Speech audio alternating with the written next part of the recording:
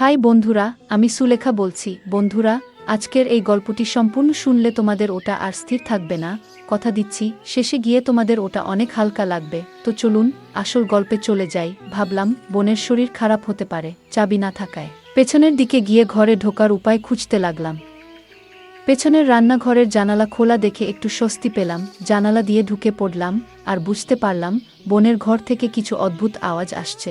দরজা সামান্য খোলা ছিল, তাকিয়ে যা দেখলাম তা দেখা উচিত ছিল না। ফিরে যেতে চাইলাম, কারণ যদি তারা জানে যে আমি এভাবে ঢুকে পড়েছি তবে তারা বিব্রত হবে। তাই আমি ভাবলাম কিছুক্ষণ বাইরে কাটিয়ে আসি।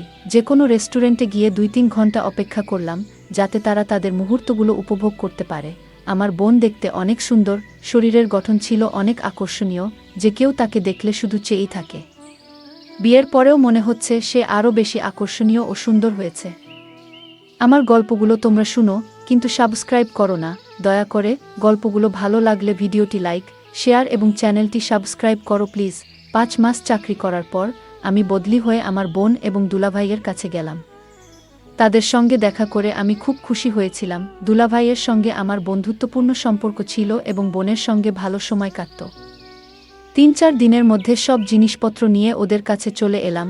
এরপর আমাকে একটি মিটিংয়ের জন্য অন্য শহরে যেতে হলো। কিছু জিনিসপত্র নিয়ে রওনা দিলাম এবং বোনকে জানালাম যে 4 দিন পর ফিরে আসব। যখন ফ্লাইটে উঠতে যাচ্ছিলাম, আমার বস জানালেন যে বিদেশি ক্লায়েন্টরা খারাপ আবহাওয়ার কারণে তাদের ফ্লাইট বাতিল করেছে। ফলে মিটিংও বাতিল হয়ে গেছে। বাড়ি ফিরে দেখি দরজা ভেতর থেকে বন্ধ।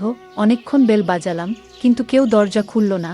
মনে হলো কিছু একটা সমস্যা হয়েছে। দরজা খোলার চেষ্টা করতে থাকলাম। আমি দরজায় টোকা দিতে থাকলাম, কিন্তু কেউ খুলছে না। একটু চিন্তিত হলাম, কারণ আমার বোন হয়তো একাই ছিল, আর জামাইও প্রায়ই কাজে বাইরে থাকে। ছেলেমেয়েরা হয়তো স্কুলে। ভাবলাম বোনের শরীর খারাপ হতে পারে। চাবি না থাকায় পেছনের দিকে গিয়ে ঘরে ঢোকার উপায় খুঁজতে লাগলাম।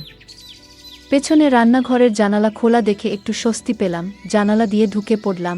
ভেতরে ঢুকে টেবিলে কিছু দেখতে পেলাম না, আর বোনের ঘর থেকে কিছু অদ্ভুত আওয়াজ আসছে। দরজা সামান্য খোলা ছিল, তাকিয়ে যা দেখলাম তা দেখা উচিত ছিল না। ফিরে যেতে চাইলাম, কারণ যদি তারা জানে যে আমি এভাবে ঢুকে পড়েছি তবে তারা বিব্রত হবে। তাই আমি ভাবলাম কিছুক্ষণ বাইরে কাটিয়ে আসি। যে কোনো রেস্টুরেন্টে গিয়ে 2-3 ঘন্টা অপেক্ষা করলাম, যাতে তারা তাদের মুহূর্তগুলো উপভোগ করতে পারে। এগুলো ভাবতে ভাবতে একটি বিখ্যাত হোটেলে পৌঁছালাম। সেখানে হঠাৎ দেখি আমার জামাই কিছু লোকের সঙ্গে বেরিয়ে আসছেন। তাকে দেখে আমি অবাক হলাম। তিনি আমাকে দেখে বললেন, তুমি এখানে কি করছো? আমি বললাম, মিটিং বাতিল হয়ে গেছে। কিন্তু আপনি এখানে কি করছেন? তিনি বললেন, আমি সকালে এখানে মিটিং করতে এসেছিলাম। এখন মিটিং শেষ হয়েছে, তাই অফিসে ফিরে যাচ্ছি। কিন্তু তোমার মিটিং বাতিল হয়েছে, তুমি বাড়ি ফিরে যাওনি কেন? আমি চিন্তায় পড়ে গেলাম, কারণ আমার দেখা মানুষটা জামাই ছিলেন না, অন্য কেউ ছিল। মাথায় নানা প্রশ্ন ঘুরছিল। হঠাৎ আমার জামাই আমাকে জাগিয়ে বললেন, তুমি কি ভাবছো? আমি বললাম, কিছু না। দুলাভাই বললেন, তুমি বাড়ি ফিরে যাও। আমি কিছু বুঝতে পারছিলাম না। কি বলবো ভাবলাম। আমি এখানে কিভাবে এসেছি তা বলবো না। সেদিনেই তার ফেরার কোনো সম্ভাবনা নেই, কিন্তু আমি কেন এসব জিজ্ঞেস করছি সেটাও বললাম না। শুধু বললাম, এমনি জিজ্ঞেস করলাম। খাবার খেয়ে চুপচাপ আমার রুমে বসে রইলাম, কিন্তু মনে বারবার সেই দৃশ্যই ঘুরছিল। ভাবছি, বোনকে জিজ্ঞেস করা উচিত কেন সে নিজের হাতে গড়া সংসার নষ্ট করতে চাইছে। সে তো এত ভালো, স্বামীর প্রতি এত সম্মান, কোনো কিছুর অভাব হতে দেয় না, তাহলে কেন তাকে এভাবে ঠকাচ্ছে? কিন্তু আমি কিছু জিজ্ঞেস করতে পারিনি, কারণ পুরোপুরি নিশ্চিত নই কতটুকু সত্য বুঝতে পারছি না। তখন থেকে বোনের প্রতি নজর দিতে শুরু করলাম। লক্ষ্য করলাম রাতের সবাই ঘুমিয়ে পড়লে সে বারান্দায় গিয়ে কারো সাথে ফোনে কথা বলে। এতে নিশ্চিত হলাম তার জীবনে অন্য কেউ আছে। আমার বস আমাকে জরুরি মিটিংয়ের জন্য একটি বড় হোটেলে পাঠিয়েছিলেন। মিটিং শেষ করে বেরোতে যাচ্ছিলাম, তখন দেখি বোন রিসেপশনে দাঁড়িয়ে আছে। সে লুকিয়ে একটি রুমে ঢুকে গেল। আমি নিচে অপেক্ষা করতে লাগলাম। প্রায় 2 ঘন্টা পর সেই রুম থেকে একজন লোক বের হলো। তাকে আগে কখনো দেখিনি। লোকটা চলে যাওয়ার পর বোনও হোটেলের বাইরে দাঁড়িয়ে রইল। কিছুক্ষণ পর একটা ট্যাক্সি এলো, আর বোন তাতে উঠে চলে গেল। আমিও আরেকটা ট্যাক্সি ডেকে তার ট্যাক্সিকে অনুসরণ করতে বললাম। মনে হলো বোন বাড়ি যাচ্ছে। বোনের ট্যাক্সি এগিয়ে যাচ্ছিল, আর আমি লুকিয়ে পিছু নিলাম। ট্যাক্সি এক হোটেলের সামনে গিয়ে থামল। বোন লিফট দিয়ে একটি রুমে ঢুকলো এবং প্রায় 2-3 ঘন্টা পর বেরিয়ে এলো। তাকে দেখে হতবাক হলাম, কারণ তার সঙ্গে ছিল আমার বড় ভাই সুমন। বোন এবং ভাই কেন হোটেলের রুমে দেখা করছিল বুঝতে পারছিলাম না। তারা আলাদা ট্যাক্সি নিয়ে চলে গেল, আর আমি ভাবতে লাগলাম, এতগুলো পুরুষের সাথে বোনের সম্পর্ক কি? আমি কখনো বোনের চরিত্র নিয়ে সন্দেহ করিনি, কিন্তু আজ যা দেখলাম তা আমাকে ভাবিয়ে তুল। বোনকে জিজ্ঞেস করলাম, কেন এত মন খারাপ? সে বলল, বাসায় একঘেয়ে লাগে, তুমি কাজে আর বাচ্চারা স্কুলে, তোমাদের কারো কাছে আমার জন্য সময় নেই। একদিনের জন্য ছুটি নাও, আমরা সবাই মিলে কোথাও যাই। অনেকদিন কোথাও ঘুরতে যাইনি। আমি রাজি হলাম, কিন্তু মনে খোঁজ দিচ্ছিল। আবারও একদিন অফিস থেকে তাড়াতাড়ি ফিরলাম, আর বোন দরজা খুলছিল না। বুঝতে পারলাম সেদিন হোটেলে যাওয়ার লোকটি আজও এসেছে। এই ভেবে আমি খুব রেগে গেলাম, আর রান্নাঘর দিয়ে ঘরে ঢুকলাম। ভেতরের সবকিছু ছড়ানো ছিটানো ছিল। হঠাৎ বোনের চিৎকার শুনতে পেলাম। সেই লোকটিকে দেখলাম, যাকে হোটেলে দেখেছিলাম, বোনকে জোর করার চেষ্টা করছে। আমি লাঠি দিয়ে তার মাথায় আঘাত করলাম, আর সে অজ্ঞান হয়ে গেল। বোন আমাকে জড়িয়ে ধরে কাঁদতে লাগল। তামিম, তুমি ঠিক সময়ে এসে আমাকে বাঁচালে। বোনকে জিজ্ঞেস করলাম, এটা কে? আর এখানে কি করছে? বোন জানালো, লোকটি চোর বলে ভান করেছিল। আমি বললাম, তোমার অন্ধকার কাজগুলো আমার অজানা নয়। আমি হোটেলে দেখেছি তোমাকে এই লোকটির সাথে। বোন হতবাক হয়ে গেল, কাঁদতে কাঁদতে বলল, তামিম, তোমার দুলাভাইকে বলবে না, আমার পরিবারকে রক্ষা করো। আমি বললাম, তুমি এতগুলো পুরুষের সাথে মজা করছো, লজ্জা হওয়া উচিত। বোন বলল, তুমি ঠিক বলছো, আমার বেঁচে থাকার অধিকার নেই। সে আলমারি থেকে বন্দুক বের করে নিজেকে মারতে যাচ্ছিল, কিন্তু আমি তার হাত ধরে বন্দুকটা নিয়ে নিলাম। ভয় পেয়ে গেলাম। তুমি এমন কাজ কেন করছো? বোন জানাল, লোকটি তাকে ব্ল্যাকমেইল করছে। আমি বললাম, সব সত্যি বলো, আমি সাহায্য করব।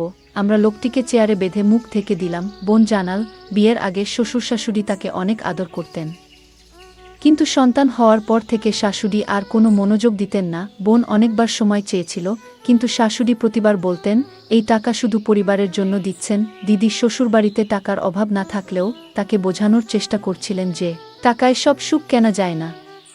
শ্বশুরবাড়ির মানুষরা বুঝতে চাইছিলেন না। এই সময় মায়ের স্বাস্থ্য খারাপ হওয়ায় দিদি তাকে দেখতে গিয়েছিলেন। তখন আমিও ইঞ্জিনিয়ারিং কলেজে ছিলাম। মায়ের মৃত্যু এবং বাবার অসুস্থতার কারণে ভাই ও জামাই মায়ের বাড়িতে চলে গিয়েছিল, ফলে মা একা হয়ে গিয়েছিলেন। দিদি সেখানে পৌঁছানোর পর ভাইদের বন্ধু সুমন প্রায় বাড়িতে আসতেন। তিনি দিদির মুখে দুঃখ অনুভব করেছিলেন এবং ধীরে ধীরে তার সাথে বন্ধুত্ব গড়ে ওঠে। সেই সময় দিদি ও তার বাচ্চাদের সময় দিতে শুরু করেন। একদিন সুমন দিদিকে প্রস্তাব দেন। দিদি হতবাক হন এবং সুমন বোঝানোর চেষ্টা করেন যে তাদের মধ্যে ভালো বন্ধুত্ব হতে পারে। দিদি জানিয়ে দেন তিনি এই সম্পর্ক চান না এবং সেখান থেকে ফিরে আসেন। তবে শ্বশুরবাড়িতে ফিরে এসেও দিদি একাকী এবং বিষণ্ণ হয়ে পড়েন। হঠাৎ একদিন সুমনের ফোন আসে। তিনি আগের কথার জন্য ক্ষমা চান এবং বন্ধুত্ব করার প্রস্তাব দেন। দিদি রাজি হন। এরপর থেকে সুমন এবং দিদির মাঝে নিয়মিত দেখা হতে থাকে, কিন্তু শ্বশুরবাড়ির লোকেরা সুমনের আশা পছন্দ করতেন না এবং তাকে বাড়িতে আসতে নিষেধ করেন। তাই সুমন ও দিদি হোটেলে দেখা করার সিদ্ধান্ত নেন।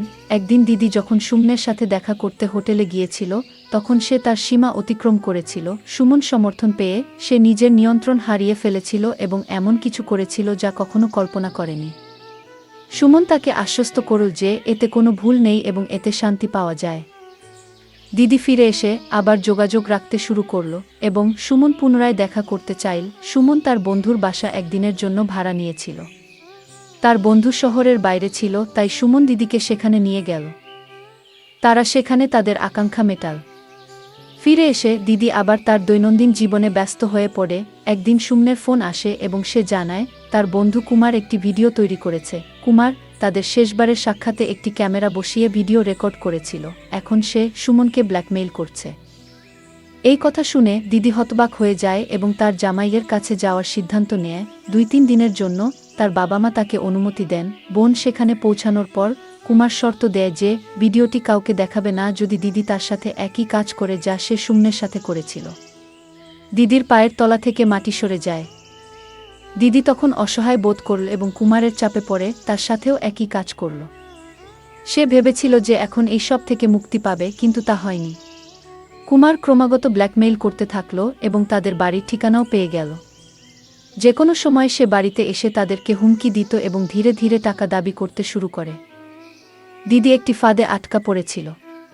দিদি বলল, আমি যদি তাকে বলতাম যে আমি কুমারের সাথে একই কাজ করেছি, তবে সে আমাকে প্রতারক মনে করত। যদিও আমি প্রতারক নই, দিদি কাঁদতে কাঁদতে এসব বলল। এদিকে কুমারের জ্ঞান ফিরল। আমি তার ফোন ছিনিয়ে নিয়ে ভিডিও ডিলিট করে দিলাম এবং বললাম, আজ যদি তোমাকে কোথাও দেখা যায় পুলিশে অভিযোগ করব। কুমার হাসতে হাসতে বলল, তুমি কি মনে করছো আমার ফোন থেকে ভিডিও মুছে দিলে তোমার বোনকে বাঁচানো যাবে? সুমনের ফোনে ভিডিও রয়েছে। সুমন আর আমি একসাথে তোমাকে ব্ল্যাকমেইল করেছি, তোমার কাছ থেকে টাকা নিয়েছি। আমরা দুজনে মিলে তোমার ফায়দা লুটেছি। এই কথা শুনে দিদি কাঁদতে শুরু করল। এখন আমার কাছে মরে যাওয়া ছাড়া আর কোনো উপায় নেই। আমি আমার সুপ্রতিষ্ঠিত সংসার নষ্ট করে ফেলেছি। যদি আমি আমার আকাঙ্ক্ষাকে নিয়ন্ত্রণ করতাম তাহলে আমাকে এই দিনটি দেখতে হতো না। আমি তাকে শান্ত করে বললাম, এখন কোনো বোকামি করো না। তুমি এমনিতেই তোমার জীবন নষ্ট করেছ। এখন থেকে শক্ত থাকো এবং সব ঠিক হবে। দিদি, অনেক চেষ্টা করেছ, কিন্তু এখন অন্তত এমন কিছু করো না যা আরও বিপদে ফেলবে।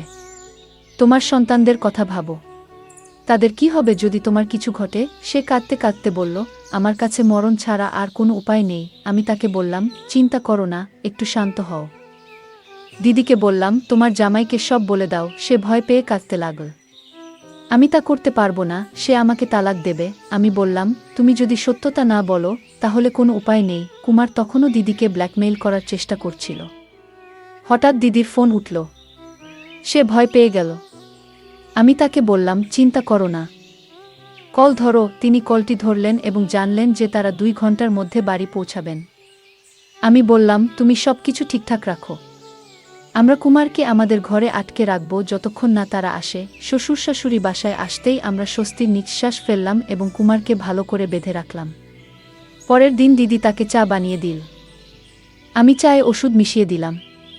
সে চা পান করার সাথে সাথে জ্ঞান হারাতে শুরু করল। আমি পুলিশকে ফোন করে জানালাম কিভাবে কুমার তাকে ব্ল্যাকমেইল করছিল এবং তার ভিডিও করেছে। পুলিশ এসে ভিডিও ডিলিট করল এবং কুমারকে গ্রেপ্তার করল। আমি দিদিকে বললাম, এখন থেকে শক্ত থাকো, সব ঠিক হয়ে যাবে। এরপর এসব ঘটনা সবার কাছ থেকে লুকিয়ে রেখেছি, কারণ এসব জানলে আমার বোনের জীবনটা আরও নষ্ট হয়ে যেত। তাই পরে আদালতের সব কাজ আমি করেছি। আমার বোনকে আর এসবে নিয়ে আসিনি, তাদেরকে আমি কঠিন শাস্তি দিয়েছি। বোন আমাকে অনেক ধন্যবাদ দিল, কারণ আমার জন্যই বাড়িটি ধ্বংস থেকে রক্ষা পেল। সে প্রতিশ্রুতি দিয়েছিল যে এবার থেকে সে শুধু তার সন্তানদের দিকে মনোনিবেশ করবে। গল্পটা কেমন লাগলো জানাতে ভুলবে না। আরও মজার মজার রোমান্টিক গল্প শুনতে চাইলে ভিডিওটি লাইক, শেয়ার এবং চ্যানেলটি সাবস্ক্রাইব করতে এবং বেল আইকনটি টিপতে ভুলবে না। ধন্যবাদ।